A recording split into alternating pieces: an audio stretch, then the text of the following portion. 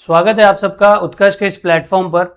आप लोगों को मैंने पिछली वीडियो में आरएस प्री के लिए किस तरीके से पढ़े उसके बारे में क्लैरिटी दी थी, लेकिन उसके बाद भी आप में से कुछ बच्चे ऐसे हैं जो स्टार्टिंग से तैयारी करना चाहते हैं।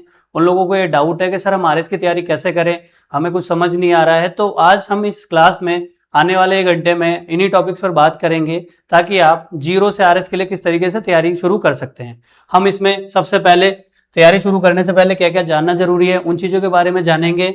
आरएस की तैयारी कहाँ से शुरू करें, तैयारी शुरू करने से पहले आपको क्या क्या चीज़ों के बारे में पता होना चाहिए, और आरएस परीक्षा को समझना क्यों जरूरी है उसके बारे में हम बात करेंगे। सिलेबस जो है वो हम बोलते हैं कि आप किसी भी तैयारी के लिए सिलेबस देखिए, लेकिन सिलेबस में क्या देखें उसको किस तरीके से यूज करें उस पर बात होगी। बुक लिस्ट, जो कि आप लोगों का मैक्सिमम लोगों का डाउट है कि कौन से सोर्सेज फॉलो करें, क्या बुक लिस्ट फॉलो की जाए, हमें क्लैरिटी नहीं है उस चीज़ के बारे में, उस पर हम बात करेंगे। और प्रीवियस ईयर क्वेश्चन पेपर क्यों जरूरी है, पीवाईक्यू का आप यूज किस तरीके से ले सकते हैं, उन सब के बारे में बात होगी।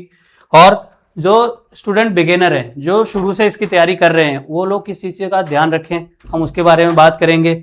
रिवीजन, आप बोलते हैं कि सर मैंने एक सब्जेक्ट पढ़ लिया, अब उसको रिवाइज कैसे करूं, आगे पढ़ूंगा तो मैं भूल जाऊंगा, उसके बारे में बात करेंगे। और शॉर्ट नोट्स कैसे बनाएं उसके बारे में, एमसीक्यू और टेस्ट सीरीज कब से शुरू करें, इनको यूज कैसे करें इसके बारे में। डेली प्लानर, क्योंकि अगर सही प्लानर नहीं होता है ना तो मुझे कोई डिसिप्लिन नहीं होता, मैं एक दिन एक टॉपिक पढ़ रहा हूँ दूसरे दिन दूसरा, तो उस वजह से मेरा सही से रिवीजन नहीं हो पाता, क्लियर नहीं हो पाता, डिसिप्लिन नहीं रह पाता। तो हम जो है ये देखेंगे कि हम डेली स्टडी प्लान कैसे बनाएं। और प्री और मेंस की तैयारी, आप पूछते हैं कि सर मैं सिर्फ प्री की तैयारी करूं या मेंस की तैयारी करूं, तो प्री और मेंस की इंटीग्रेटेड किस तरीके से होगी उसके बारे में हम बात करेंगे। और सबसे बड़ा कंफ्यूजन करंट अफेयर्स का, जिन बच्चों को 2 साल बाद एग्जाम देना है वो ये कि सर मैं अभी से करंट अफेयर पढूं, सारी चीजें याद करूं, न्यूज़पेपर पढूं, कौन सी मैगजीन पढूं, उसके नोट्स बनाऊं, ये सारी चीज। ठीक है, चलिए तो हम शुरू करते हैं इस क्लास में। अब इन टॉपिक्स के बारे में एक एक करके चर्चा शुरू करते हैं। चलिए, उससे पहले मैं आपको बता दूं हमारा जो उत्कर्ष में एक लाइब्रेरी मेंटरशिप प्रोग्राम चल रहा है, जिसमें अगर आप इन सारे टॉपिक्स पर ये चाहते हैं कि हमें पर्सनल गाइडेंस मिले, मेंटर वहां पर बैठे, जिसमें मैं आशीष गौतम, इस बार मेरी आरएस में 602 रैंक है, मैं भी मेंटर हूं, तो आप चाहते हैं कि ऐसे लोग आपको मिले, मेरे अलावा 2 मेंटर और हैं, तो उनसे गाइडेंस के लिए आप लाइब्रेरी प्रोग्राम में जुड़ सकते हैं। इसकी हमारी विशेषताएं क्या क्या हैं, इसमें डेली स्टडी प्लानर है ताकि आप डिसिप्लिन रह सकें, इसके बाद डीपीपीज हैं और रिविजन वीकली टेस्ट हैं, आरएस क्वालिफाइड मेंटर हैं, वीकली डाउट क्लासेस हैं, और इसके अलावा भी फैकल्टी आके आपके डाउट जो है वो क्लियर करते हैं। ठीक है, अगर आप चाहते हैं हमसे जुड़ना तो इसमें जो है उत्कर्ष टावर वाली बिल्डिंग में आके आप इसके बारे में जानकारी प्राप्त कर सकते हैं। चलो हम अब क्लास पर चर्चा शुरू करते हैं। सबसे पहले आरएस की तैयारी कहाँ से शुरू करें, आपको जो एकदम जीरो से हम एक एक टॉपिक पर बात करते हुए चलेंगे। तो आपने कहा कि सर मेरे को आरएस की तैयारी शुरू करनी है ना।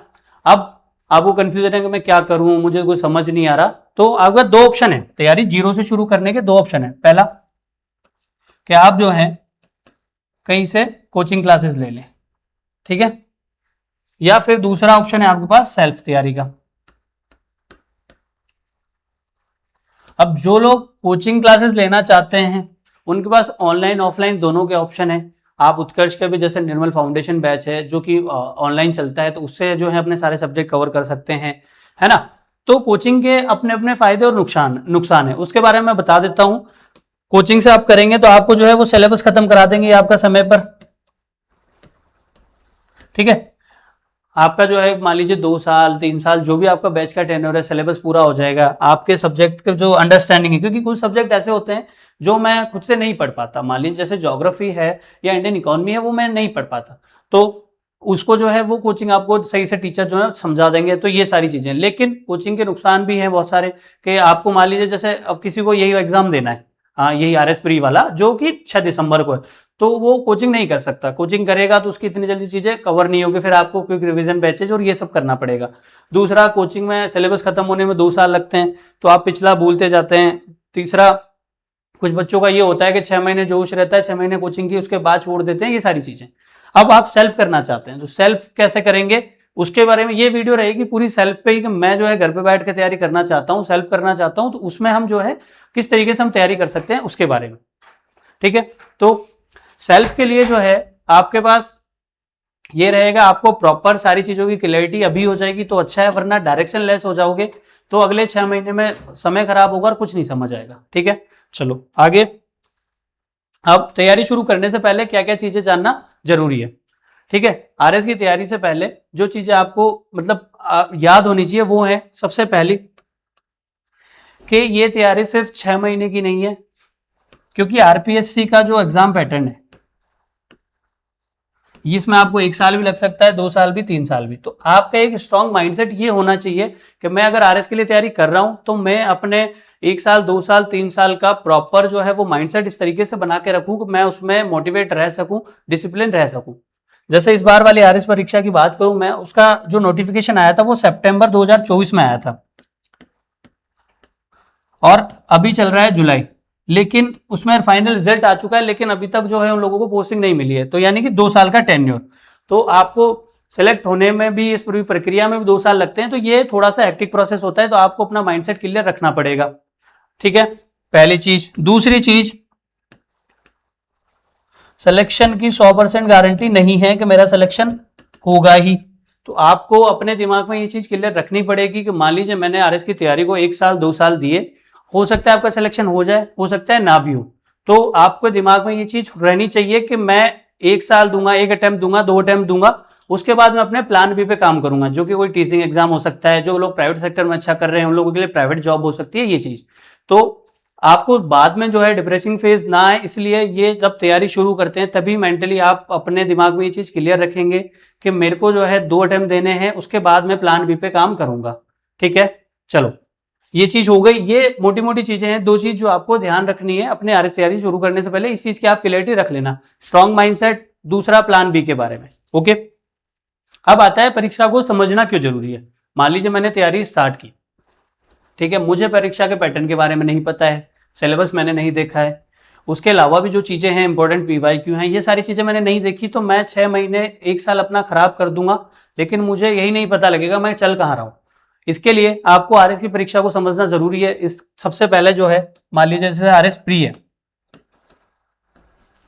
आप आरएस प्री में 150 क्वेश्चन आते हैं, 200 मार्क्स का पेपर होता है, कट ऑफ कितनी जाती है, तो लास्ट ईयर जो कट ऑफ थी वो थी 71.59 समथिंग, ठीक है।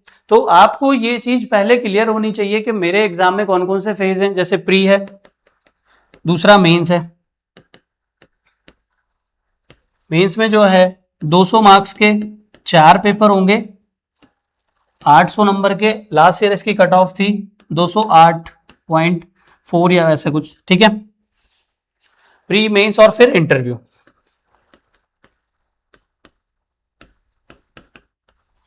ठीक है, 100 मार्क्स का इंटरव्यू। आपके ये चीजें आपको बेसिक पता होनी चाहिए कि मेरे एग्जाम में कौन कौन से फेज हैं, कितने क्वेश्चन आते हैं। जैसे मेंस में अगर मैं क्वेश्चन की बात करूं, अब आरपीएससी ने क्वेश्चन का पैटर्न बदल दिया, 28 क्वेश्चन तो आएंगे 5 मार्कर और 6 क्वेश्चन आएंगे 10 मार्कर, यानी कि टोटल 34 क्वेश्चन आएंगे पेपर 1, 2, 3 में। इसके बारे में हम आगे सिलेबस के पार्ट में चर्चा कर लेंगे, ओके। तो इस परीक्षा को समझना क्यों जरूरी है, मेरे को ये चीजें पता होंगी तो मेरे दिमाग में क्लैरिटी रहेगी, हाँ 3 फेज है, समय लगेगा, मेरे को किस तरीके से अपने प्लान बनाने हैं उसके बारे में मुझे क्लैरिटी रहेगी। और इसके अलावा भी जो चीजें हैं कि मैं किस तरीके से तैयारी करूंगा, किस तरीके से क्वेश्चन सॉल्व करूंगा, या किस तरीके से आंसर राइटिंग कब शुरू करनी है, प्री से मेंस के बीच में आरपीएससी कितना समय देती है, ये सारी चीजें आपको तैयारी से पहले ही क्लैरिटी होनी चाहिए इसके बारे में, ठीक है। अब अगर मैं आपको क्लैरिटी दूं तो प्री के लिए जब नोटिफिकेशन आता है तो उसके बाद आरपीएससी आपको 3, 4 से 5 ये इतने महीने का समय देती है, तो उसमें आप जो है अच्छे तरीके से प्री के लिए तैयारी कर सकते हैं। प्री से और मेंस के बीच में आपको इस बार 140 दिन दिए हैं, जैसे 6 दिसंबर को प्री है और 1 और 2 मई को मेंस है, तो इस हर बार आरपीएससी 3.5 से और 5 महीने के बीच इसके बीच देती है। और फिर इंटरव्यू कब शुरू होते हैं, मेंस खत्म होगा, मेंस का रिजल्ट आएगा 4 या 5 महीने में, उसके 2 महीने बाद इंटरव्यू शुरू होते हैं, 1 या 2 महीने बाद, ठीक है। तो ये चीज हो गई, इससे आपको आइडिया लग जाएगा, हाँ मेरे को 140 दिन मिल रहे हैं प्री और मेंस के बीच में, उसको मैं किस तरीके से कवर कर सकता हूं, मेंस को पहले से मैं क्या बना के रखूंगा, ये सारी चीज, ओके। चलो, अब है सिलेबस आपकी तैयारी में सबसे महत्वपूर्ण क्यों है। अगर मैं आपसे पूछूं कि आपको जो है कोई भी एग्जाम देना है तो आपके दिमाग में सबसे पहली चीज ही यही आएगी कि सर उसमें कौन कौन से सब्जेक्ट आते हैं, उसका सिलेबस क्या है, मैं क्या पढ़ूं उसके लिए। अब इसीलिए आपको जो है आरएस का, प्री का और मेंस का दोनों के सिलेबस के बारे में आपको अच्छे से पता होना चाहिए। जैसे मैं प्री की बात करूं, प्री में कौन कौन से सब्जेक्ट आते हैं उनके बारे में पता होना चाहिए, उससे कितने क्वेश्चन आते हैं पेपर में। जैसे राजस्थान हिस्ट्री और आर्ट एंड कल्चर दोनों के मिला के 18 से 20 क्वेश्चन आते हैं। आपको जैसे मैं बात करूं सिलेबस की, तो प्री का आपके दिमाग में ये क्लियरिटी होनी चाहिए कि कौन कौन से सब्जेक्ट और उनसे कितने क्वेश्चन आ रहे हैं। क्यों? क्योंकि आपको आगे रिवीजन में, इनका स्टडी प्लान बनाने में किस सब्जेक्ट को कितना समय देना है। क्योंकि एक होता है जिस तरीके से हम बोलते हैं उसको कोस्ट रेशियो, है ना, टाइम एंड कोस्ट रेशियो। मान लीजिए कोई एक सब्जेक्ट है, जैसे मैं बात करूं मिडेवल इंडिया की, मिडेवल इंडिया से हिस्ट्री उसकी बड़ी है, मुझे समय लगेगा, लेकिन मेरे आरएस प्री में उससे 1 या 2 क्वेश्चन आएंगे और मेंस में एक 5 मार्कर आएगा। अब मुझे अगर ये पहले से पता होगा तो मैं जब पढ़ूंगा तो उसके लिए उतना ही कम समय दूंगा। क्यों? क्योंकि मान लीजिए मैंने उस सब्जेक्ट को दे दिए 3 महीने और मेरे फायदा हो रहा है प्री में सिर्फ 4 नंबर का और मेंस में जो है वो मेरे को एक 5 नंबर का। इससे अच्छा मैं उसकी जगह राजस्थान ज्योग्राफी को बहुत अच्छे से करूंगा और उसको कम समय दूंगा। उसमें सेलेक्टिव टॉपिक सेलेक्ट कर लूंगा जिनसे क्वेश्चन आ रहे हैं, जैसे आर्ट एंड कल्चर वाला पार्ट हो गया, और भी मान लीजिए जैसे कोई और मुगल कालीन शैलियां हैं उनसे क्वेश्चन आ रहा है, तो इस तरीके से तो वो मैं कवर कर लूंगा। उसमें जो है फिर मेरा ये हो जाएगा कि हाँ ठीक है, इतना मैंने कर लिया। इसके अलावा मैं उन सब्जेक्ट पे तैयारी करूंगा जिनमें जो है मेरे अच्छे मार्क्स आने की संभावना है, जिनमें वेटेज ज्यादा है। ठीक, प्री में बात करूं राजस्थान हिस्ट्री और आर्ट एंड कल्चर, ठीक है। तो राजस्थान हिस्ट्री और आर्ट एंड कल्चर के 16 से 18 क्वेश्चन आते हैं प्री में। मेंस की भी हम बात करेंगे। दूसरा पॉलिटी की बात करूं तो इंडिया और राजस्थान दोनों पॉलिटी से मिला के लगभग 22 से 25 क्वेश्चन आते हैं, ठीक है।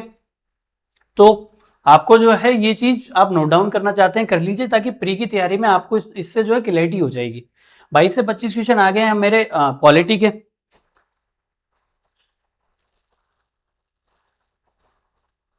ठीक है, अब मैं तीसरा सब्जेक्ट जो मेरा है जिसमें मैं देखूंगा कि मेरे कितने क्वेश्चन आते हैं, वो है इंडियन इकोनॉमी, ठीक है, और राजस्थान इकोनॉमी। तो इंडियन इको से मेरे एग्जाम में 8 क्वेश्चन आएंगे, राजस्थान इकोनॉमी से 10 से 15 के बीच डिपेंड करता है, 12 से 15 के बीच। ओके,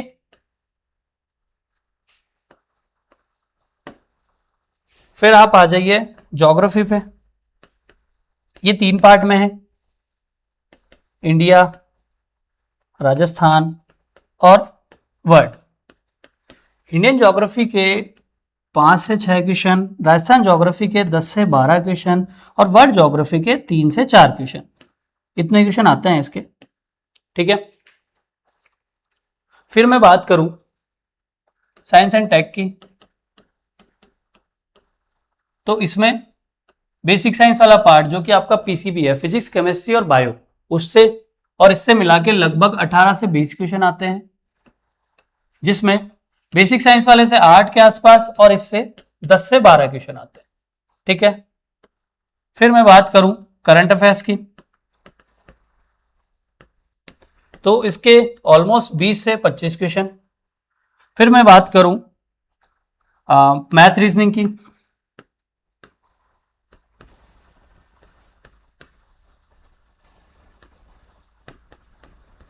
मैथ रीजनिंग तो इसके 20 क्वेश्चन आएंगे, 10 के आसपास, 10 से 12 मैथ्स के और 8 या 9 क्वेश्चन रीजनिंग के, ठीक है। ये मोटे मोटे सब्जेक्ट हो गए, जिसमें हमने पॉलिटी देख लिया, हिस्ट्री देख लिया, राजस्थान हिस्ट्री देख लिया, इंडियन हिस्ट्री एक आपका रह गया। इंडियन हिस्ट्री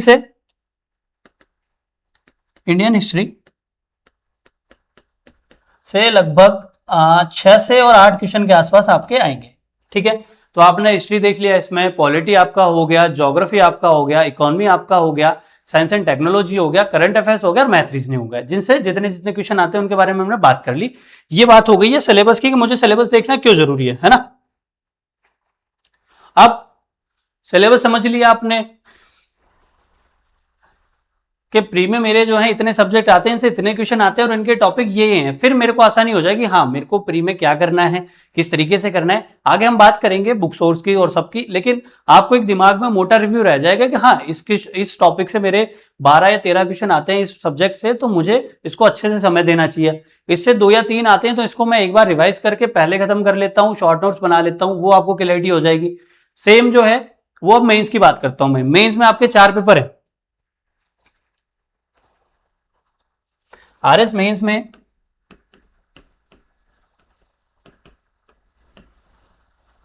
200 मार्क्स के आपके 4 पेपर होते हैं, यानी कि 800। ठीक है, आपको पहला ये याद होना चाहिए कि आपके पेपर 1 में कौन कौन से सब्जेक्ट आते हैं, पेपर 2 में कौन कौन से सब्जेक्ट हैं, पेपर 3 में क्या है, एंड पेपर 4 में क्या है। और जो सब्जेक्ट प्री और मेंस में है उनके कौन कौन से टॉपिक ऐसे हैं जो प्री और मेंस दोनों में कॉमन है, ताकि मैं अगर आगे शॉर्ट नोट्स बनाऊं, उनको पढ़ूं, तो मैं सिर्फ प्री के अकॉर्डिंग पढ़ूं या मेंस के अकॉर्डिंग पढ़ूं, उनको कैसे अच्छे तरीके से मैं कवर कर सकता हूं, ये सारी क्लैरिटी आपको होनी चाहिए। जैसे पेपर 1 की मैं बात करूं, इसमें 3 यूनिट है। पहली यूनिट आ जाएगी हिस्ट्री की, दूसरी इकोनॉमी की, और तीसरी में 3 छोटे सब्जेक्ट जो है सोशियोलॉजी, मैनेजमेंट और तीसरा अकाउंट एंड ऑडिट। ठीक, ये 3 तो छोटे सब्जेक्ट हैं। इकोनॉमी है जिसमें India, world and Rajasthan economy है। हिस्ट्री में same Indian history, Rajasthan history and world history है। अब जैसे आपने देखा कि वर्ल्ड हिस्ट्री वाला पार्ट जो है ना, वो सिर्फ मेरा मेंस में है, मेरा प्री में नहीं है। तो मैं इसको किस तरीके से जो है 5 या 6 टॉपिक है, तो इनको मैं 10, 12, 15 जितने भी पेज में मेरे शॉर्ट नोट्स बनेंगे, इनको रख के मैं रख लूंगा। ये मेरे सिर्फ मेंस में काम आएंगे, प्री के टाइम मैं इन्हें रिवाइज नहीं करूंगा। ठीक है, फिर जैसे हिस्ट्री वाला पार्ट है, हिस्ट्री में मान लीजिए जैसे प्री में और मेंस में दोनों में जो कॉमन है, जैसे राजस्थान हिस्ट्री और art and culture almost common है, इंडियन वाला पार्ट कॉमन है, तो उनको मैं जो जब प्री के लिए पढ़ूंगा तो मैं मेंस के लिए भी इसको तैयार करूंगा। मेंस के लिए कैसे करेंगे उसमें मैं आगे चर्चा करूंगा, भाई चैट जीपीटी को किस तरीके से यूज कर सकते हैं, प्री और मेंस के कंबाइंड नोट्स कैसे बना सकते हैं उसके बारे में।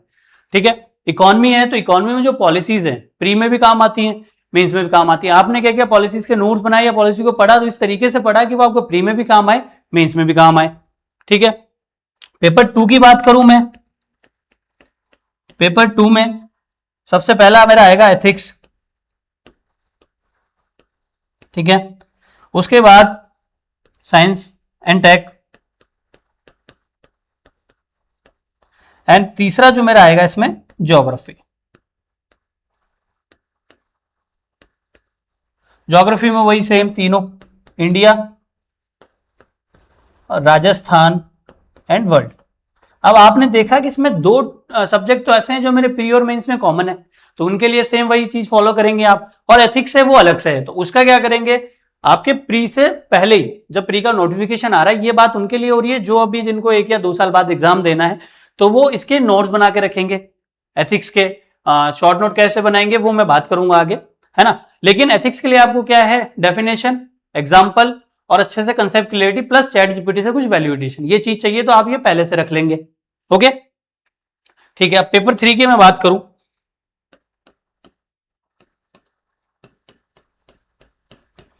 पेपर 3 में सबसे पहले आता है पॉलिटी प्लस करंट अफेयर्स, जिसमें भी इंडियन पॉलिटी और कुछ राजस्थान पॉलिटी वाला पार्ट। फिर आता है पब्लिक एडमिनिस्ट्रेशन, लोक प्रशासन। ठीक है, इसमें भी जो पहले तो इसके कुछ सिद्धांत आएंगे, थ्योरी के बारे में है कुछ टॉपिक, फिर इंडियन पॉलिटी के कुछ टॉपिक है इसमें, और राजस्थान पॉलिटी के कुछ टॉपिक है। ओके, फिर इसमें 2 छोटे सब्जेक्ट हैं,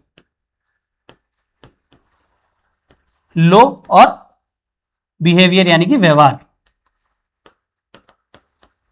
ठीक है, लॉ यानी विधि, ये दो छोटे सब्जेक्ट आपके इसमें है। ओके, अब आपने देखा कि पॉलिटी वाला पार्ट मेरा कॉमन है। पॉलिटी वाले पार्ट में IR है, यानी अंतरराष्ट्रीय संबंध, इंटरनेशनल रिलेशन, तो वो मेरा सिर्फ मेंस में है। तो इसको मैं किस तरीके से तैयार करूंगा, आपको ये सारी चीजें क्लियर हो जाएंगी आप जब सिलेबस देखेंगे। ओके, तो यहां तक हमारा ये क्लियर हो गया हमें क्या क्या बातें ध्यान रखनी है।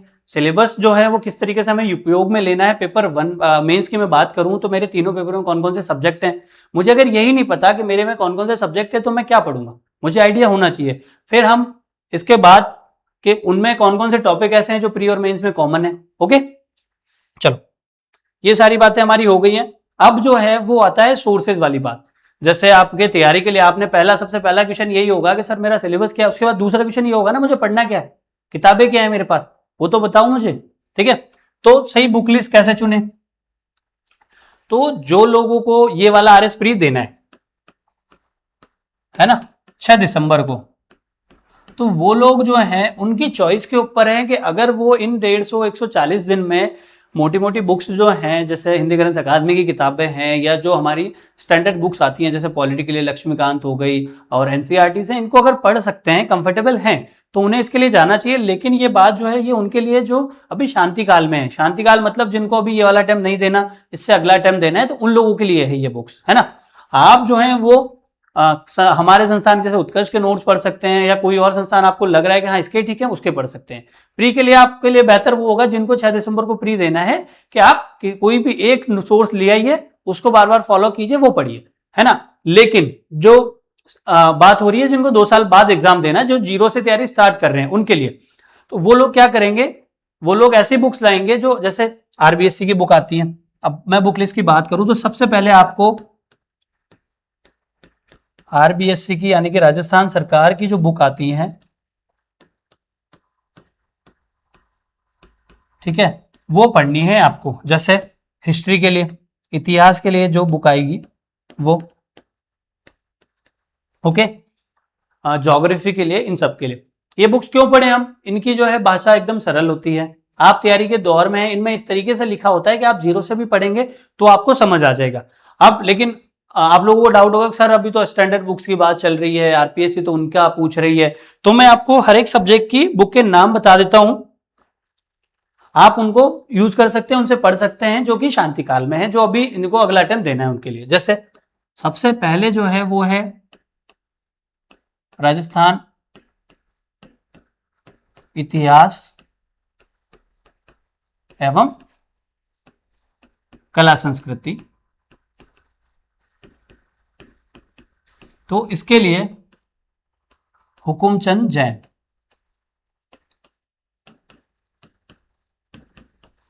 हिंदी ग्रंथ अकादमी की बुक है ये।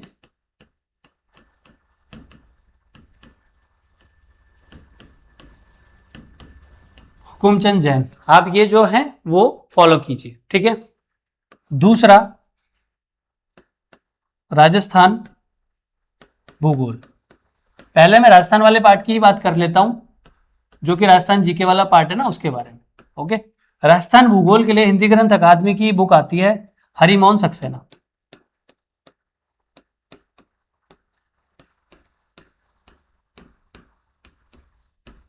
ठीक है। तीसरा राजस्थान पॉलिटी की मैं बात करूं, राजस्थान राजव्यवस्था, तो इसके लिए जनक सिंह मीणा,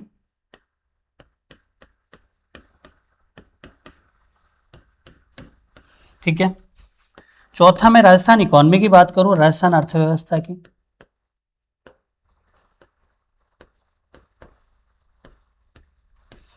तो इसके लिए कोई स्टैंडर्ड ऐसे कोई बुक नहीं आती है, आप जो है वो राजस्थान की इकोनॉमी के लिए राजस्थान की आर्थिक समीक्षा आती है,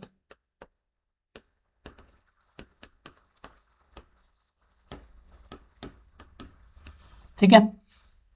ये जो है डॉक्यूमेंट आता है राजस्थान सरकार का ऑफिशियल, जो कि बजट से जस्ट पहले आता है, आप इसको फॉलो कर सकते हैं। लेकिन इसमें जो भाषा क्लिप्स है, डेटा बहुत ज्यादा है, आपको क्लैरिटी नहीं होगी, तो आप किसके लिए क्या करेंगे, आप यूट्यूब पर जाएंगे, यूट्यूब पर सर्च करेंगे राजस्थान इकोनॉमिक सर्वे क्लासेस, आपको क्लासेस मिल जाएंगी जिसमें उत्कर्ष की क्लासेस भी हैं, आप उनको 13 चैप्टर है। इस बार वाले इकोनॉमिक सर्वे की मैं बात करूं 13 चैप्टर है, जिनको लगभग 20-22 क्लास में खत्म कर रखा है। आप उन क्लासेस को देखेंगे तो आपको क्लैरिटी हो जाएगी, हाँ राजस्थान इकोनॉमी में ये चीज ऐसे समझी जाती है। फिर चाहे आप वो ऑफिशियल डॉक्यूमेंट पढ़ सकते हैं, फिर आपको क्लैरिटी हो जाएगी उसमें। ठीक है, तो राजस्थान वाले पार्ट के लिए मोटे मोटे ये चीजें हैं जो आप फॉलो कर सकते हैं। ओके, अब मैं आता हूं इंडियन वाले पार्ट पे।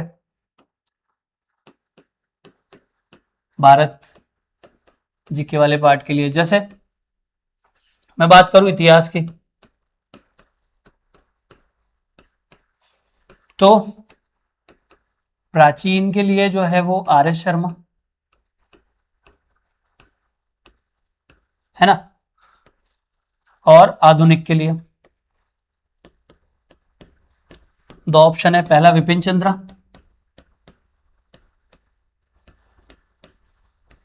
या फिर स्पेक्ट्रम। ठीक, और आर्ट एंड कल्चर के लिए एक 11th की एनसीईआरटी है फाइन आर्ट करके,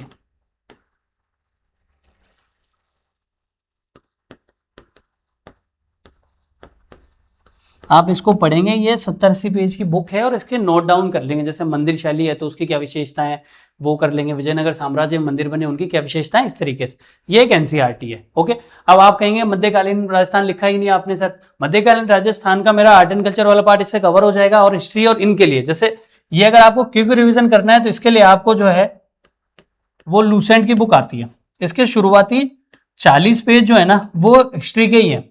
तो आपने मान लीजिए इन बुक से एक बार पढ़ लिया, उसके बाद जो फैक्ट इसमें मिसिंग भी रहेंगे वो आपको यहाँ मिल जाएंगे। आप इसको पहले ये पढ़ेंगे उसके बाद इसको करेंगे। ठीक है, और जो सेल्फ वाले बच्चे हैं उनके लिए एक सजेशन और है कि मान लीजिए जो भी सब्जेक्ट आपको नहीं समझ आ रहा, फिलहाल डिजिटल शिक्षा का जो दौर है उसमें आपको यूट्यूब पे सारी क्लासेस मिल जाएंगी। ओके, आप डालेंगे मान लीजिए प्राचीन भारत का इतिहास, एंशिएंट इंडिया, आपको हमारे जो है प्रियंका मैम है तो उनकी क्लास मिलेगी। प्रियंका मैम की आप क्लास कर सकते हैं जिसमें आपका पूरा प्राचीन जो भारत है वो 4 या 5 घंटे में कवर हो जाएगा। उसके बाद इसको आप अच्छे से जो पढ़िए, अपने सोर्सेज से पढ़िए, कहीं से भी पढ़ सकते हैं। ठीक है, जैसे आधुनिक भारत का इतिहास है तो उसके लिए दौलत खान सर की क्लासेस हैं, तो आप वहां से कर सकते हैं। ठीक है, चलो अब ये बात हो गई है जीके के लिए मतलब हिस्ट्री के लिए बुक की। ठीक है, अब मैं आऊं पॉलिटी पे।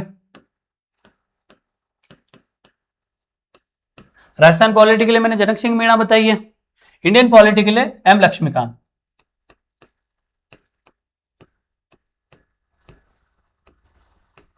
लक्ष्मीकांत प्लस लूसेंट में जो लूसेंट में फिर आगे राजव्यवस्था वाला भी टॉपिक है तो वो वहां से होगा। ओके, फिर इकोनॉमी की मैं बात करूं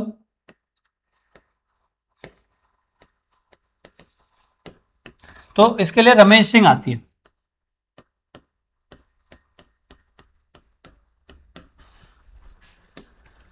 एंड जब मैं भूगोल की बात करूं तो इसके लिए 11th वाली एनसीईआरटी प्लस माजिद हुसैन या फिर ये दोनों इनफ हैं। अगर आप इसके अलावा भी चाहते हैं तो एनसीईआरटी सार करके आती है बर्नवाल सर की, महेश कुमार बर्नवाल सर की, वो भी फॉलो कर सकते हैं, वरना ये दोनों इनफ है। एनसीईआरटी पढ़ेंगे आप, उसके बाद माजिद हुसैन पढ़ेंगे जिसमें आपके सारे टॉपिक कवर हो जाएंगे। ठीक है, ये बात हो गई है इंडिया वाले पार्ट के लिए। ओके, अब जैसे मेंस की मैं बात करूं, छोटे सब्जेक्ट हैं वो बहुत कम वेटेज वाले हैं, उनमें अगर आपको मान लीजिए जैसे अकाउंट ऑडिट की बात करूं तो 11th या 12th वाली एनसीईआरटी गूगल पे मिल जाएंगी, उनसे जो आपके टॉपिक है वो वहां मिल रहे हैं, उनसे बनाना चाहे नोट्स तो अपने बना लीजिए, वरना किसी भी कोचिंग इंस्टीट्यूट के जैसे उत्कर्ष के भी या कोई और आप चाहें, ठीक है, तो वो जो आपको ठीक लग रहे हैं, है ना, तो आप वो फॉलो कर सकते हैं। उसी के साथ इतनी मेहनत करने की उसमें जरूरत नहीं है। हाँ, एथिक्स के लिए आपको वैल्यूडेशन करना पड़ेगा। जैसे मैं एथिक्स पे आऊं,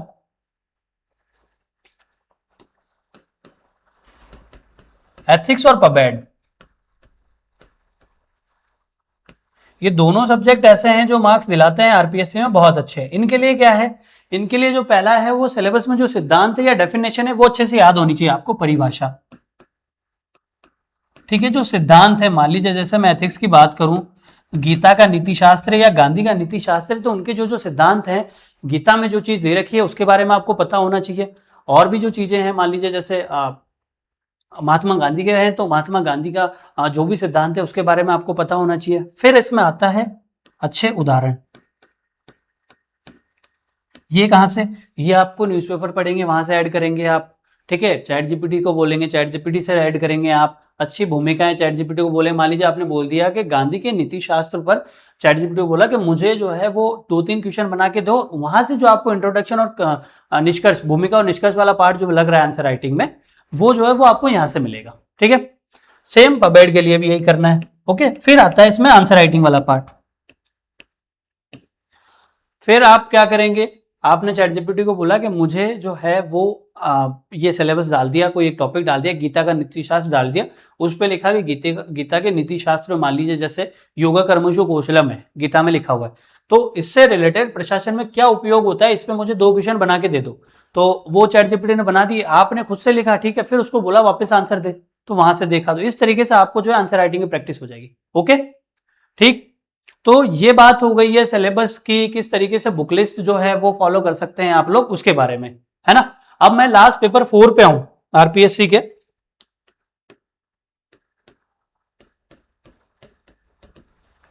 तो आरपीएससी का पेपर 4 जो है उसमें हिंदी और इंग्लिश दोनों आते हैं, हिंदी और इंग्लिश। हिंदी के लिए बुक लिस्ट की बात करूं मैं तो सबसे पहले आपको आरबीएससी की बुक आती है, जो फिलहाल में सोहनदान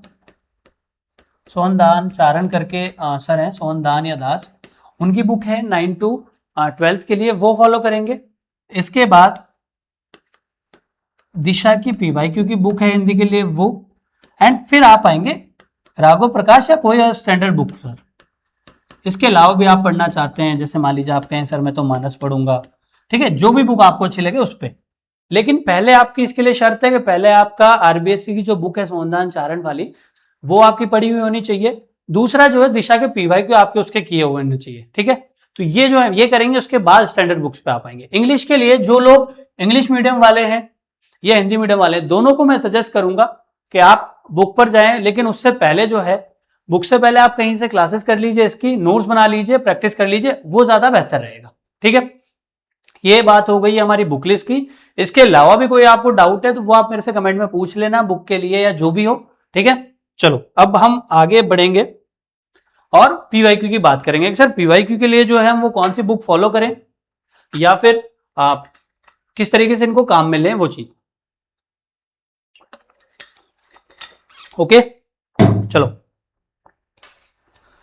तो पीवाईक्यू के लिए है, पीवाईक्यू सबसे पहले क्यों जरूरी है कि मैं पीवाईक्यू क्यों देखूं, पुराने साल के क्वेश्चन पेपर क्यों देखूं। पहला तो है कि मेरे को ये पता लगे कि मेरे किस तरीके के क्वेश्चन आ रहे हैं, एग्जाम पैटर्न मुझे पता लगे किस तरीके के प्रश्न आ रहे हैं, ओके।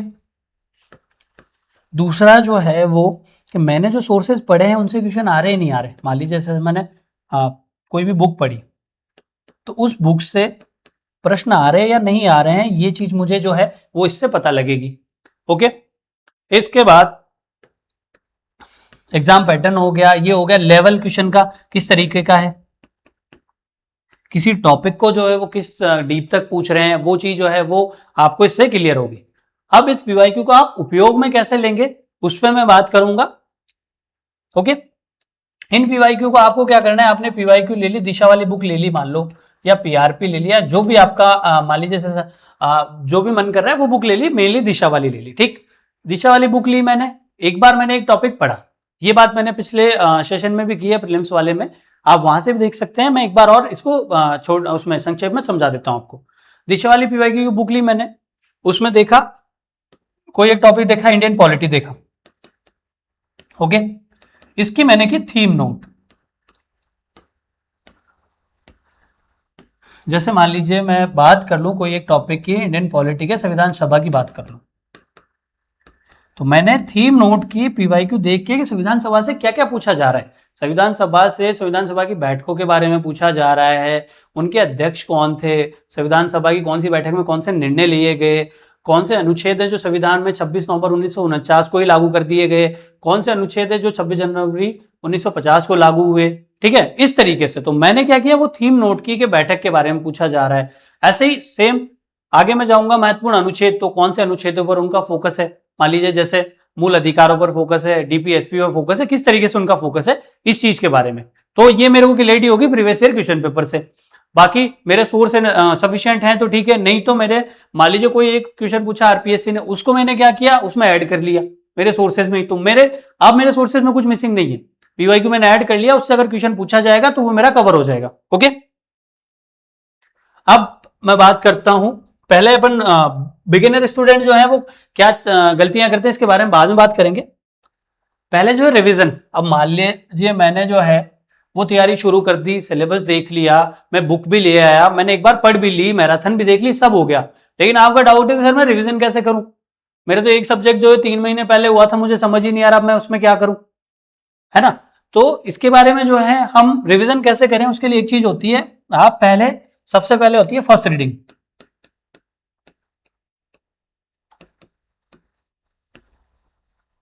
ओके, मैंने क्या किया, मैंने कोई भी एक सब्जेक्ट को पहले मैराथन देख ली, अपने सामने बुक रखी और उसको पढ़ लिया, फर्स्ट रीडिंग हो गई मेरी, डन।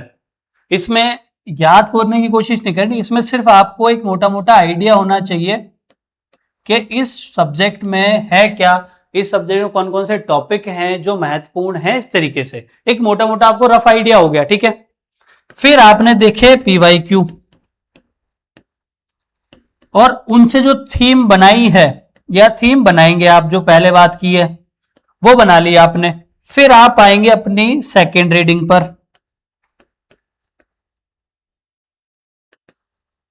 ठीक है। आपने फर्स्ट रीडिंग की, आपने पीवाईक्यू देखे, उसके बाद आप आएंगे सेकंड रीडिंग पर, आपको फिर चमकेगा कि जब पीवाईक्यू की थीम देख ली आपको, हो आरपीएससी इस तरीके से क्वेश्चन पूछ रही है। और ये सेम रहेगा दोनों के लिए, प्री और मेंस दोनों के लिए, आपको दोनों के पीवाईक्यू देखने हैं। अगर आपको 2 साल बाद एग्जाम देना है तो दोनों के पीवाईक्यू देखने हैं। जो लोग अभी प्री दे रहे हैं वो सिर्फ प्री और मेंस के नहीं देखेंगे, सिर्फ प्री के देखेंगे, मेन फोकस उन पे रहेगा उनका, ठीक है। फिर आपने सेकंड रीडिंग की, उसकी सेकंड रीडिंग के बाद आप आएंगे शॉर्ट नोट्स बनाने पे उसके थीम के अकॉर्डिंग। वो कैसे, मैं अपने नोट्स भी दिखाऊंगा, उस पर आपसे चर्चा करूंगा, ठीक है। तो ये रिवीजन का रहेगा। और अब अगर मैं बात करूं कि सर मेरे को पहले मेरा एक सब्जेक्ट हो गया तो कैसे करूं, तो आप ये कर सकते हैं, आपने एक सब्जेक्ट पढ़ा, मान लीजिए मैं बात करूं पॉलिटी की, आपने 1 या 1.5 महीने में इंडियन पॉलिटी खत्म कर लिया, इसके बाद आप क्या करेंगे, दूसरा सब्जेक्ट शुरू करेंगे, साथ में जो है ये प्रोसेस, उसकी फर्स्ट रीडिंग हो गई आपकी। अब आप डेली के 2 घंटे निकालेंगे, उसकी पीवाईक्यू देखे, थीम नोट कर ली, 2 दिन में 3 दिन में हो जाएगी। फिर उसकी सेकंड रीडिंग करेंगे और साथ में सेकंड रीडिंग के बाद उसके शॉर्ट नोट्स बनाते हुए चलेंगे 2 घंटे में। इस तरीके से आपके उस अगले 1 महीने में पॉलिटी भी खत्म हो जाएगा और जो दूसरा सब्जेक्ट आपका चल रहा है, मान लीजिए ज्योग्राफी चल रहा है, तो ज्योग्राफी भी खत्म हो जाएगा। ये होती है रिविजन के लिए। फिर सर मेरे तो फैक्ट याद नहीं हो रहे, मैं क्या करूं, तो रिविजन में एक चीज और काम आती है, वो है ऑडियो नोट्स, ठीक है, ऑडियो नोट्स। सर ये क्या है, तो ऑडियो नोट्स क्या होता है, मान लो मैंने संविधान के महत्वपूर्ण अनुच्छेद हैं, या राजस्थान के खनिज हैं, या फिर हिस्ट्री में मैं ले लूं कोई भी पार्ट, राजस्थान का एकीकरण है, या प्रजामंडल आंदोलन है, ये ऐसे टॉपिक है जो मेरे को ऐसा लग रहा है मैं भूलता हूं, मुझे याद ही नहीं हो रहा है, मैं क्या करूं इनमें, ठीक है। तो मैंने क्या किया, इनके पेज में अपने शॉर्ट नोट्स तो बन ही गए, यहां तक की तो बात, मतलब सेकंड रीडिंग करके मैंने शॉर्ट नोट्स बना लिए। अब मैं क्या करूंगा, अपने फोन में रिकॉर्डिंग ऑन करूंगा, मैंने सामने अपनी बुक खोली और मैं उसको मतलब बोल के पढ़ूंगा, ताकि वो रिकॉर्ड भी हो जाए और मेरी वॉइस में वो रिकॉर्ड हो गया और मुझे रिवाइज भी हो जाए। फिर जब भी आप कहीं ट्रैवल कर रहे हैं कान में लगा लिया, या अगली बार उसको रिवाइज कर रहे हैं तो कान में लगा लिया, तो उसकी वजह से क्या होगा, वो चीज आप सुनेंगे भी पढ़ेंगे भी तो ज्यादा बेहतर तरीके से याद होगी, ठीक है। ये ऑडियो नोट्स वाली बात होगी। अब शॉर्ट नोट्स कैसे बनाए, सेकंड रीडिंग हो गई, अब आप जब उसको साथ में लेंगे सेकंड रीडिंग के बाद, तो आप एक बार पढ़ेंगे और उनके शॉर्ट नोट्स बनाते हुए चलेंगे। जैसे मैं अपने दिखाऊं आपको दिख रहे हैं, मैं जूम कर देता हूं इनको,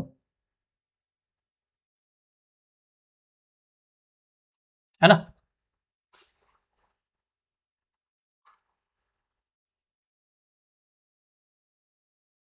हाँ, जैसे ये टॉपिक है सामाजिक धार्मिक सुधार आंदोलन, ये इसके शॉर्ट नोट्स है ना। अब मैं देख रहा हूं कि मैंने क्या लिखा है, सबसे पहले मैंने 2 बार पढ़ लिया, अब मुझे ये क्लैरिटी हो जाएगी कि मेरी चीज क्या काम की और क्या काम की नहीं है,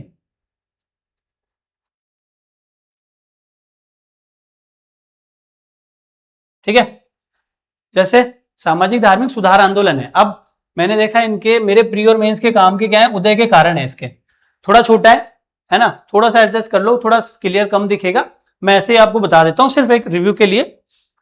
मैंने क्या किया, इस तरीके से जैसे आप बनाना चाहो पूरे पेज में बनाओ, वो आपकी मर्जी है, मेरे को ऐसे कंफर्टेबल लगता है, मैंने ऐसे बनाए थे। ओके, तो उदय के कारण, स्वरूप, इसके परिणाम क्या है वो, ठीक है।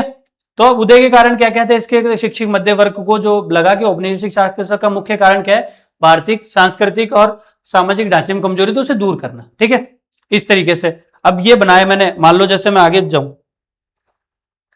राजा राम मोहन राय के बारे में बात हो रही है ये, है ना। तो राजा राम मोहन राय के मान लीजिए जैसे मेंस का क्वेश्चन है ये, आरएस मेंस का क्वेश्चन है कि राजा राम मोहन राय के प्रमुख उपलब्धियों पर विचार करो। तो आपने क्या किया, ये शॉर्ट नोट्स बना के आपने उसको ऐड कर लिया, जैसे उनके सामाजिक क्षेत्र की उपलब्धियां, शिक्षा में उपलब्धियां, राजनीतिक क्षेत्र में उपलब्धियां और धार्मिक क्षेत्र में उपलब्धियां। फिर आपने नोट कर लिया सामाजिक में उन्होंने क्या किया, सामाजिक कुरीतियों का विरोध किया, जैसे ब्रह्म समाज 1828 में, 1829 में उन्होंने जो है सती प्रथा निरोधक कानून और राधा कांत देव ने इसका विरोध किया। 1830 में उन्होंने धर्म सभा की स्थापना की।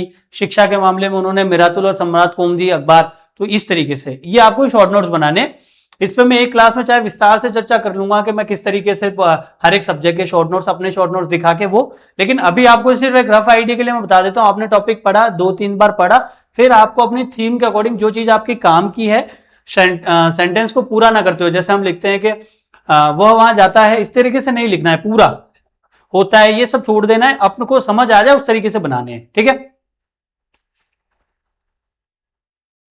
अब हमारी इतनी सारी बातें हो गई है, अब आपको ये होता है कि सर मैं डेली प्लानर कैसे बनाऊं, मुझे तो समझ ही नहीं आता, मैं कैसे पढ़ूं, इस चीज को कैसे कवर करूं, वो सारा कि मेरा एक डिसिप्लिन नहीं बन पाता।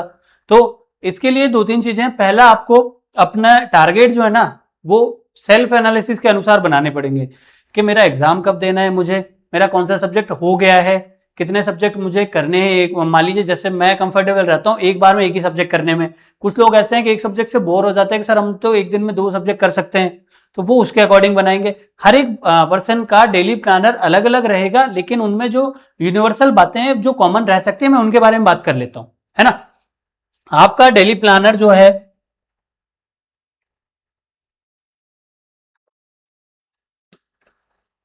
वो इतने ज्यादा टारगेट नहीं होने चाहिए, उसमें टारगेट रहे ऐसे जिनको आप पूरा कर सकें।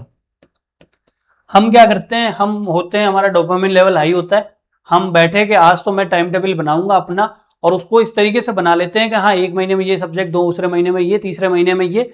लेकिन जब हम एक दिन पढ़ने बैठते हैं, हमने उसमें ज्यादा टारगेट डाल दिए, हमसे पूरे नहीं होते, हमें आता है फिर डिमोटिवेशन कि यार मेरे से तो हो ही नहीं रहा, मेरे तो ये टॉपिक नहीं हुआ, फिर हम वापस बैठ जाते हैं, उसी स्थिति में आ जाते हैं। इसीलिए चाहे शुरू में टारगेट, क्योंकि पढ़ने की आदत धीरे धीरे लगती है, आप शुरू में 2 घंटे फोकस रहेंगे, 10 दिन बाद 3 घंटे बढ़ेगा, 1 महीने बाद वो 6 घंटे हो जाएगा, इस तरीके से।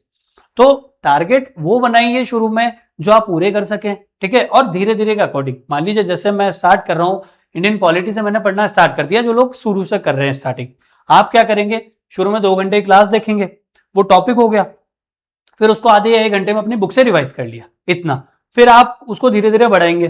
तो जो एक दिन में एक सब्जेक्ट कर रहे हैं उनके लिए ये है, और जो लोग 2 सब्जेक्ट करते हैं वो एक जो है वो हिंदी ले सकते हैं, या फिर इंग्लिश की क्लास कर सकते हैं, है ना। आपने क्या किया, 1 घंटे हिंदी के जो है वो आरबीसी वाली बुक है जो वो पढ़ ली, और फिर उसके बाद उसके नोट्स बना लिए। मान लीजिए जैसे आपने पढ़ा उपसर्ग एवं प्रत्यय, उपसर्ग के आपने क्या किया, उपसर्ग जो भी आरबीसी वाली बुक में दे रखे हैं वो आपने सारे उपसर्ग नोट कर लिए अपनी नोटबुक में, और उनको बार बार रिवाइज कर लिया, इस तरीके से। तो डेली प्लानर कैसा होना चाहिए, जिसमें टारगेट आपके सेल्फ एनालिसिस के अकॉर्डिंग हो कि मैं इतना कर पाता हूं या नहीं कर पाता, इस टॉपिक को मैं कितने दिन में कर पाऊंगा, उस तरीके से। ओके, और एक दिन में एक सब्जेक्ट करना है या 2 सब्जेक्ट करने हैं, ये आपकी चॉइस है। Okay done. अब डेली प्लानर वाली बात है, तो ये हमारा जो लाइब्रेरी प्रोग्राम है उसके आपको ऐप में फ्री में एक्सेस मिलेगा, वहां से भी आप डेली प्लानर वो डाउनलोड कर सकते हैं, और उससे आपको जो है ना डेली के टारगेट मिल जाएंगे। अब आप उसको फॉलो कर सकते हैं, उसमें दिन का एक ही टॉपिक है, उसमें इस तरीके से टॉपिक दे रखे हैं कि एक बच्चा उनको एक दिन में बड़े आराम से पढ़ सकता है। आगे उसमें रिवीजन का भी है, 2 सब्जेक्ट एक साथ रिवीजन करा रखे हैं, 3 सब्जेक्ट एक साथ रिवीजन करा रखे हैं, वो चीज है। ओके, क्लियर हो गया। अब कुछ बच्चों का डाउट होता है कि सर मुझे प्री और मेंस की तैयारी करनी है, लेकिन एक साथ कैसे करूं मैं प्री और मेंस की तैयारी, या साथ साथ करूं या कैसे करूं? तो इसके लिए क्या है ना, पहले आप करेंगे ऐसे सब्जेक्ट जो प्री और मेंस में कॉमन है ना।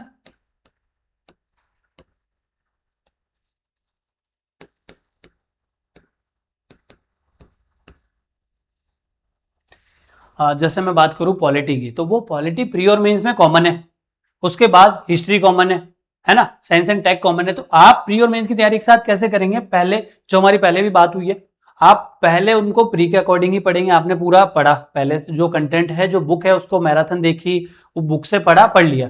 फिर आपने पीवाईक्यू देखे, पहले प्री के देख लिए और उनको पढ़ लिए एक बार और। फिर आप मेंस के पीवाईक्यू देखेंगे और शॉर्ट नोट जब बनाएंगे तो उसमें मान लीजिए आपने, जैसे मैं बात करूं राजस्थान हिस्ट्री की, इतिहास की, तो इसमें आपने जो है वो 1857 की क्रांति के नोट्स बनाए राजस्थान के परिप्रेक्ष्य में, है ना। तो आपने जो है इसमें अगर प्री के लिए नोट्स बनाए तो आप क्या देखेंगे कि क्रांति की शुरुआत कहां कहां से हुई, कौन से, है ना, और कौन कौन से ठिकानों के ठिकानेदार कौन थे, उनके नेतृत्वकर्ता कौन थे, कहां पर अंग्रेज शासकों ने जो है वो कहां पर रियासत के राजाओं ने अंग्रेजों का साथ दिया और कहां पर जो है वो क्रांतिकारियों का साथ दिया, है ना, और कौन कौन से युद्ध हुए, ये सारा। ये तो मेरे प्री के अकॉर्डिंग हो गया। लेकिन मेंस में क्या आएगा? 1857 की क्रांति के कारणों पर चर्चा करो, इसके जो है सामाजिक आर्थिक और राजनीतिक प्रभाव पर चर्चा करो, ये विफल क्यों हो गई उस पर चर्चा करो। तो मैं फिर उन नोट्स के बाद में 3 या 4 पेज अलग से पीछे छोड़ दूंगा, ठीक है, और उन पर मुझे अगर बुक में ये मिल जा रहे हैं तो वहां से मैंने कारण नोट कर लिए। नहीं तो मैंने क्या किया, मेंस के क्वेश्चन देखे, हाँ इस तरीके के क्वेश्चन पूछ रहे हैं, उनको चैट जीपीटी पर डाला, उससे पूछा कि आप जो है इससे रिलेटेड और भी क्वेश्चन बना दो, वो बना के दे देगा आपको, ठीक है। और उनके जो है आंसर वहां से देख लो, अपनी बुक से देख लो, उसको चैट जीपीटी को बोलो और अच्छे से दे दे इसके आंसर, कंक्लूजन दे दे, तो वहां से नोट कर लिया। इस तरीके से आपके जो हैं, जो सब्जेक्ट कॉमन है प्री और मेंस में, उनके बहुत शानदार तरीके वाले नोट्स बन जाएंगे, जो कि ये सब्जेक्ट डायनेमिक भी नहीं है, ये चेंज भी नहीं होते, इनके बढ़िया तरीके से नोट्स बन गए आपके। ओके, फिर आप आएंगे मेंस वाले सब्जेक्ट पे और साथ में उनको पुराने जो नोट्स हैं उनको रिवाइज करते रहेंगे। जैसे पेपर 4 ले सकते हैं, हिंदी इंग्लिश, उनका कंटेंट आपने बनाया रख लिया, क्लासेस देखी, आरबीएससी वाली बुक देखी, सारा देख लिया। एथिक्स और पबेड के लिए जो मैंने बात की, एग्जाम्पल डेफिनेशन चैट जीपीटी वाला, वो वर्ल्ड हिस्ट्री के लिए जो बात की है वो हो जाएगा, ठीक है। छोटे सब्जेक्ट के लिए शॉर्ट नोट्स बना के रख लिया आपने, तो ये इस तरीके से। तो ये मोटा मोटा आपका दिमाग में ये क्लियर होना चाहिए कि मेरे आरएस के नोटिफिकेशन आने से पहले ये मेंस का मेरा सारा कंटेंट जो है वो रेडी हो जाए, या फिर मेरे को क्या पढ़ना है ये मेरे दिमाग में क्लियर रहे। मुझे प्री और मेंस के टाइम पे सिर्फ इस कंटेंट को रिवाइज करना है और आंसर राइटिंग करनी है। इसके अलावा ये नहीं कि अगले 2 महीने तक मैं सिर्फ सोर्सेज ढूंढे जा रहा हूं, ये चीज नहीं होनी चाहिए। ओके, अब लास्ट आपके जो इस सीरीज में क्वेश्चन बचा है वो है आप लोगों का करंट अफेयर्स कैसे पढ़े या क्या करें। तो जिन लोगों को ये वाला आरएस प्री देना है उन लोगों के लिए तो उनको 5 या 6 महीने का करंट अफेयर पढ़ना है, और जिनको बाद में भी देना है ना उनके लिए भी ये चीज है कि आपके काम जो है आरपीएससी में लास्ट के 5 या 6 महीने का करंट अफेयर आता है, चाहे वो प्री में हो या मेंस में हो।